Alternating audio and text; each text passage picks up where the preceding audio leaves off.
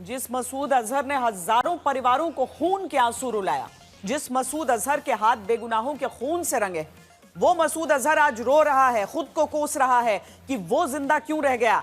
उसे यकीन नहीं हो रहा कि पाकिस्तान में बॉर्डर से इतनी दूर रहकर भी वो सुरक्षित नहीं है। भारत उसके हेडक्वार्टर को मिट्टी में मिला देगा। उसे एक दो नहीं बल्कि परिवार के 10 सदस्यों को खोना होगा। ये वो सपने में भी नहीं सोच सकता था। लेकिन प्रधानमंत्री मोदी ने जो कहा वो करके दिखाया। आतंकियों को कल्पना से भी बड़ी सजा दी।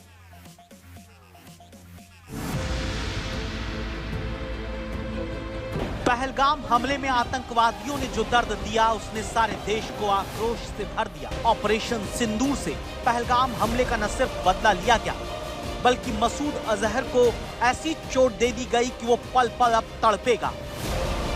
परिवार के 10 लोगों की मौत पर मसूद अजहर खूब रोया है और उसने ये कहा है कि वह अच्छा होता वो भी मर जाता। इस तरह हिंदुस्तान के इतिहास में ऐसा पहली बार हो रहा है जब भारत को जख्म देने वाले, बहन बेटियों का सिंदूर छीनने वाले आतंकवादी को भी अब फूट फूट कर रोना पड़ रहा है। भारत ने बहावलपुर में जैश ए मोहम्मद के कैंप मरकज सुभान अल्लाह को हवाई हमले में तबाह कर दिया है। मरकज सुभान अल्लाह भावलपुर ये इंटरनेशनल बाउंड्री से 100 किलोमीटर दूर है। जैश ए मोहम्मद का मुख्यालय था। यहाँ पर रिक्रूटमेंट, ट्रेनिंग व इंडोक्ट्रिनेशन का केंद्र भी था। शीर्ष आतंकी अक्सर यहाँ आते थे।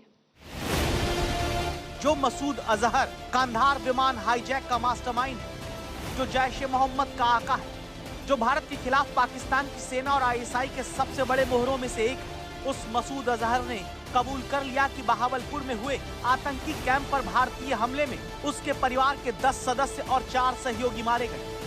इस तरह ऑपरेशन सिंदूर को एक ऐसे सफल अभियान के तौर पर याद किया जाए जिसने न सिर्फ पाकिस्तान की एटमी धमकियों का दम निकाल दिया बल्कि मसूद अजहर जैसे आतंकवादी संगठन के सरगना को भी पहली बार आतंक फैलाने की कीमत चुकाने के लिए मजबूर कर दिया। बहुत बड़ी चोट। देखो, सच्चाई है कि अगर आप जैसे मोहम्मद का कैंप देखें, जिसको उनका हेडक्वार्टर है, उसको आपने बर्बाद किया भावलपुर में, तो मसूद अजहर की फैमिली के 4 बंदे मर गए और वो कह रहा है कि अच्छा होता कि मैं भी मर जाता। मगर वो इतनी जल्दी नहीं मानेंगे उसको तड़पा के, क्योंकि उसने भारत के अंदर जिस प्रकार से लोगों का खून बहाया है तो उसको तो जवाब मिलेगा। मगर ये सच्चाई है कि काफ़ी नुकसान हुआ है और इनके साथ जो फैमिली मेंबर थे वो तो मारे गए हैं, क्योंकि वो भी आतंकवादी हैं। आतंकवादी ही बनते हैं और आतंकवाद को पालते पोसते पाकिस्तान की आर्मी, इसमें कोई शक नहीं है। तो ये सच्चाई है, चोट बहुत बड़ी लगी है और चोट इतनी लगी है कि उठने के लिए टाइम लगेगा। मसूद अजहर के परिवार में उसके 4 भाई मोहम्मद ताहिद अनवर, मोहम्मद इब्राहिम अजहर, अब्दुल रऊफ, ताहिर सैफ और मोहम्मद अमार। मसूद अजहर के 2 बेटे और 2 बेटियां। इसके अलावा उसकी 4 बहनें हैं। मसूद अजहर ने अपने परिवार से 10 लोगों को खोने की बात कबूली। उसकी तरफ से आए बयान में कहा गया कि भारत की इस कार्रवाई ने सभी नियम तोड़ दिए।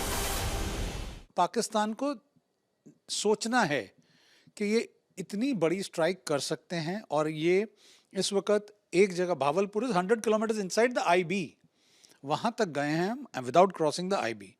तो अब उनको ये डिसीजन लेना है कि वो एक्शन लेंगे तो रिएक्शन तो होगा, और रिएक्शन इस बारी जिस स्केल पे आप देख रहे हैं बहुत उनके लिए बहुत भारी पड़ सकता है। देश में 2.5 दशक से आतंक फैलाता मसूद अजहर पहली बार रो रहा है।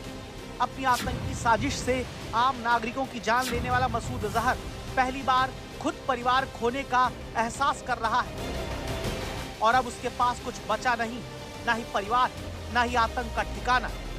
जहां से वो आतंकियों को ट्रेनिंग देता था, अब मसूद अजहर को जीने के लिए कुछ बचा नहीं और वो कहने के लिए लाचार है कि वो भी मर जाता तो अच्छा होता। दिसंबर 1999 में कंधार कांड के बाद जब मसूद अजहर छूटकर पाकिस्तान पहुंचा तो उसने कहा था कि नए साल पर भारत में मातम मनाया जाएगा।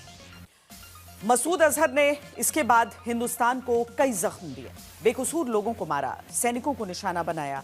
आज पहली बार उसे अपनों के खोने का एहसास हुआ है।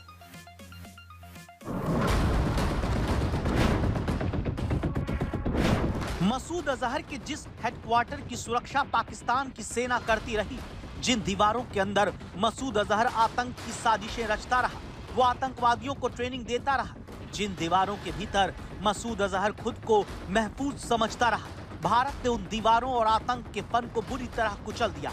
पाकिस्तान और मसूद अजहर को बता दिया गया कि छिपकर किए जाने वाले वार का जवाब घर में घुस कर दिया जाएगा। मसूद अजहर ने सपने में नहीं सोचा होगा कि हिंदुस्तान उसकी ये हालत कर देगा, उसे उसके घर में जाकर उसी के हेडक्वार्टर को मिट्टी में मिला देगा, अच्छे से समझा देगा कि भारत के लिए उसके होश ठिकाने लगाना चुटकियों का काम है। पाकिस्तान के बहावलपुर की ये वही इमारत है जिसे दुनिया सुभान अल्लाह मस्जिद के नाम से जानती रही। वो भारतीय हमले में अब तबाह कर दी गई है, मिट्टी मिट्टी कर दी गई है। अब सुभान अल्लाह मस्जिद में आतंकवादी घूम नहीं सकते, उनके दिमाग में जिहाद का जहर भरने का काम नहीं हो सकेगा, क्योंकि इस इमारत के हालात अब हिंदुस्तान की कार्रवाई का खौफ आतंकियों में भरती रहेगी। ये बहावलपुर में जैश ए मोहम्मद के हेडक्वार्टर पर ट्रेनिंग लेने वाले आतंकवादी जो किसी तरह भारत की कार्रवाई में बच गए। बाद में पाकिस्तान की सेना का अफसर इनका हालचाल लेने आता है। हिंदुस्तान के लिए जैश ए मोहम्मद के हेडक्वार्टर पर हमला करना इसलिए भी जरूरी रहा क्योंकि यहां से लगातार आतंक की साजिश रची जाती रही। 2019 में भारत ने बालाकोट में एयर स्ट्राइक करके इसे छोड़ दिया, लेकिन इस बार ये कसर भी पूरी कर दी गई। पुलवामा के बाद से ही पाकिस्तान की सेना ने इसकी सुरक्षा व्यवस्था कड़ी कर दी थी। पाकिस्तानी पुलिस बाकायदा इसकी सुरक्षा में तैनात रहती थी। इसके गेट पर बैरिकेडिंग करके सुरक्षा की जाती थी, लेकिन हिंदुस्तान के ही एक बार ने जैश के हेडक्वार्टर पर हमले के साथ आतंक की सारी हेकड़ी निकाल दी।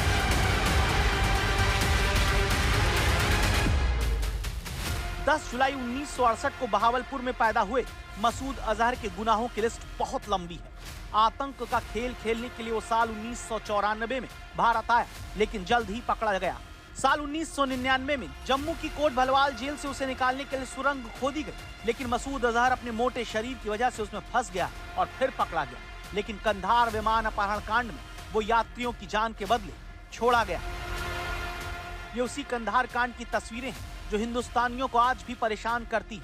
जब भारतीय विमान का अपहरण करके काबुल ले जाया गया, विमान के यात्रियों को छोड़ने के बदले भारत को तब मसूद अजहर समेत 3 आतंकियों को छोड़ने के लिए तैयार होना पड़ा, जिसने मसूद अजहर के हौसलों को बुलंद कर दिया। अगले साल उसने जैश ए मोहम्मद बनाया और जम्मू कश्मीर की विधानसभा पर हमला करके 38 लोगों को मार दिया। इसके 2 महीने बाद यूनाइटेड नेशंस ने उसे ग्लोबल टेररिस्ट घोषित किया, लेकिन उसके हौसले पस्त होने के बजाय बुलंद हो गए और 2 महीने बाद भारत की संसद पर हमला बोलकर अपने खतरनाक इरादों को जता दिया। इसके बाद उसकी तरफ से साल 2016 में पहले पठानकोट और फिर उरी में हमला करवाया गया। इसके बाद भारत ने आतंक का खेल खेलने वाले पाकिस्तान को सबक सिखाने की ठानी और सर्जिकल स्ट्राइक करके चौंका दिया। आज 2014 के बाद का हिंदुस्तान घर में घुसकर मारता है,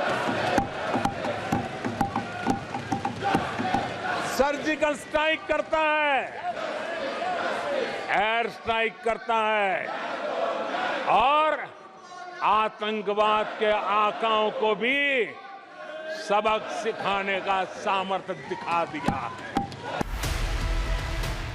सर्जिकल स्ट्राइक के बाद पाकिस्तान नहीं सुधरा। मसूद अजहर के जरिए उसने पुलवामा हमले को अंजाम दिया, लेकिन पहलगाम हमले ने अब जब सारी हदें तोड़ दी तो भारत ने आतंक का गला उसी के घर में जाकर दबोच दिया। बता दिया कि अब मसूद अजहर पाकिस्तान में भी महफूज नहीं रह सकता है। मसूद अजहर पे जो हमला हुआ है उसके परिवार पे 10 लोग मर गए हैं और वो तो खुद बोल रहा था, कबूल कर रहा था कि काश वो भी मर जाता। तो उनको कॉस्ट तो पता चल गया है ये पाकिस्तान को और पाकिस्तान सेना को और पाकिस्तान ISI को और उनके टेररिस्ट को और टॉप लीडरशिप को, जैसे हाफिज सईद है, LET का, इन सबको पता चल गया कि क्या कॉस्ट है। और अब वो इतना डर के जिएंगे कि उनको ये नहीं पता है कि कब अगला वॉर उनके ऊपर हो सकता है। और दूसरा, अगर एस्केलेशन पाकिस्तान करती है तो फिर तो भारत के पास पूरी खुली छूट है सब कुछ करने के लिए और तब तो ये बिल्कुल टारगेट पे रहेंगे।